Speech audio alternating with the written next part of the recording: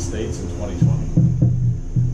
Today I want to discuss how I want to go about giving free higher education. I've really struggled with this, as one can imagine, because once I started running the numbers, it became astronomical real quick. But then I really started to look at the equation, and I noticed that the one problem that I was having is that I was using a number that was pretty standard on a consistent basis, and that was how much it cost per student. And then I was using that number to come up with how much it would cost to pay for everyone's higher education concerning college.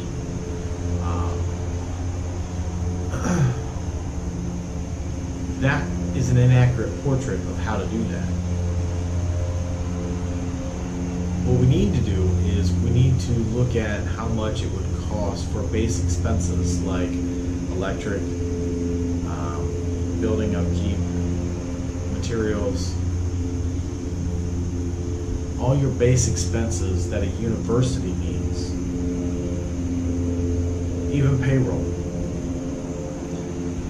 so that we don't calculate per student, we calculate how much the expenses. We pay for the expenses, we don't have to do it per student. And I think that is a big mistake that a lot of people do.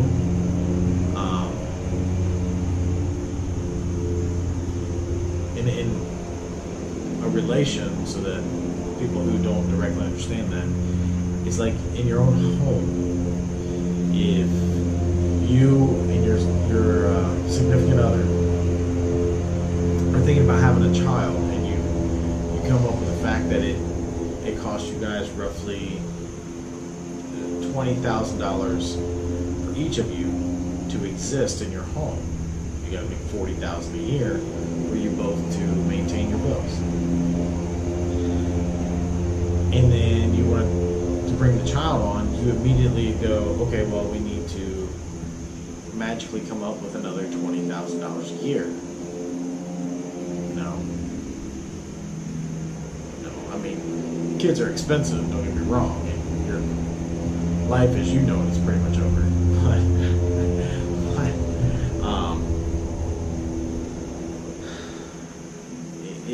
It doesn't increase by the same increment that it once was. It does increase, but not significantly to that degree. The same thing with college education. And quite frankly, universal health care would work in the same fashion. But after I rethought about this, there's a lot of universities out there, there's a lot of state colleges out there, community state colleges. Would we be able to cover all of that? I really don't think so. I don't. But it's worth a shot. And even if we can bring down the cost of higher education by 50 to 75%, that's still a huge encouragement for a lot of people to go back to college, or go to college, or whatever the case may be. And that the accumulation of debt before one graduates would not nearly be an issue as it is today.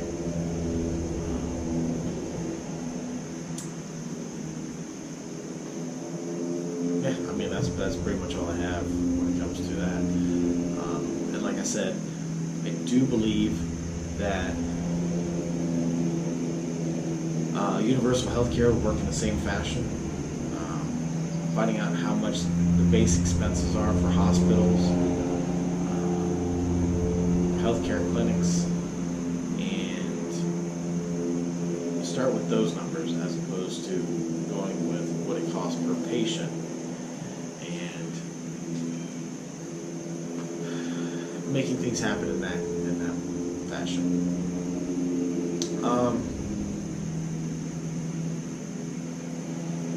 see. Hurricane Florence has directly affected a lot of people in South, North Carolina, and Virginia. I really wish I was in a position of power, whether it be political power or I had money. I would gladly help you in any way I could. But I don't have either. I don't.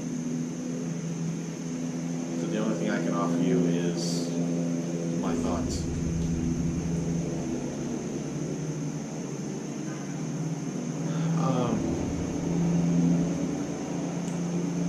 I wish everyone well and everyone be safe as best as humanly possible. We're dealing that. Florence is gone and currently, but the aftermath of the flooding is very prominent at this point in time. But I recently got into a online debate on Twitter. Well, it's not even a debate. I shouldn't even say that. That's the wrong word. A discussion about how to close the financial gap between the upper class and the lower class here in America. And I've said it once before in a different video, but if we tether the top percent with the bottom percent, it would definitely close the gap. And how that works is that the lowest paid employee in a company would have to be paid 1% of the top wage earner.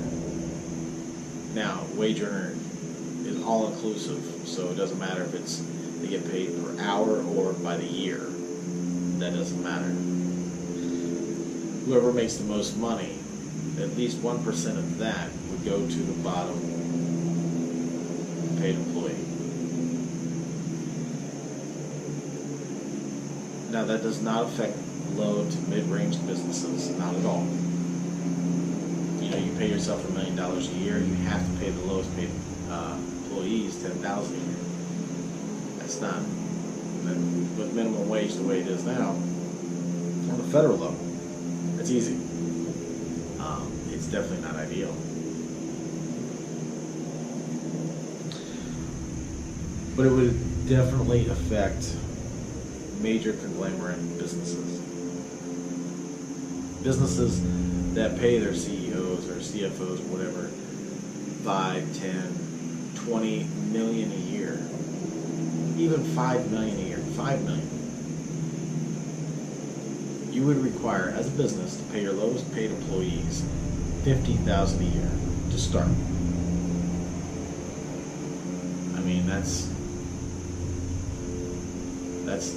awesome.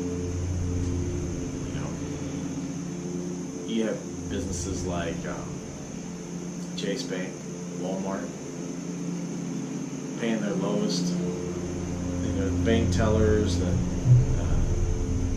not even the cashiers, but people who are working on stock on the floor at Walmart, getting paid a minimum of $50,000 a year to start.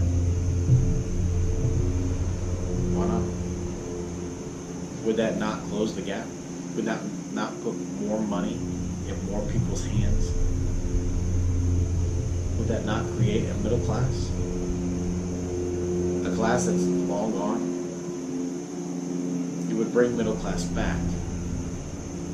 What would be the repercussions? People have more money, they're going to want more things in their life. They want a better life, which means they're going to buy homes. They're going to upgrade property. They're going to buy better vehicles. They're going to spend a lot more at Walmart and at any other competitor for Walmart at that point. It would be the same thing as trickle-down economics, except it would be more of a trickle-up economics. Chase would be rewarded. Whether they understand that or not, I'm sure they do. But Whether they perceive it to be that way or not is a different story. But more people would have more money, they would put that money into the bank, causing the bank to be able to give more loans and more secure loans to people who are going to go out and, after they save up enough money, buy a home. And while they're doing that, they're going to go to retailers, online or brick and mortar, and they're going to purchase more items. So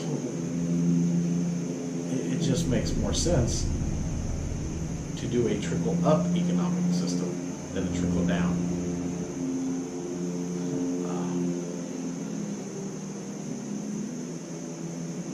That's pretty much all I have for this. It's just one particular idea that I have to close the gap, the financial gap between the rich and the poor here in the United States of America, one of the wealthiest nations in the world.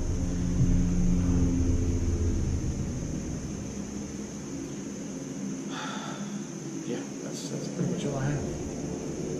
Education, healthcare, closing the gap. That's all I have for this video. So, you can find me on Twitter, you can find me on Facebook, and on YouTube. You can just Google my name, and I'll come up. So look, if you have questions, feel free to comment. I have yet to see a single question. Please share the videos, please like them. But sharing the videos is more important to me personally, because that's how we spread the word like wildfire. And I look forward to hearing from you. I definitely look forward to receiving your vote. And y'all have a wonderful day.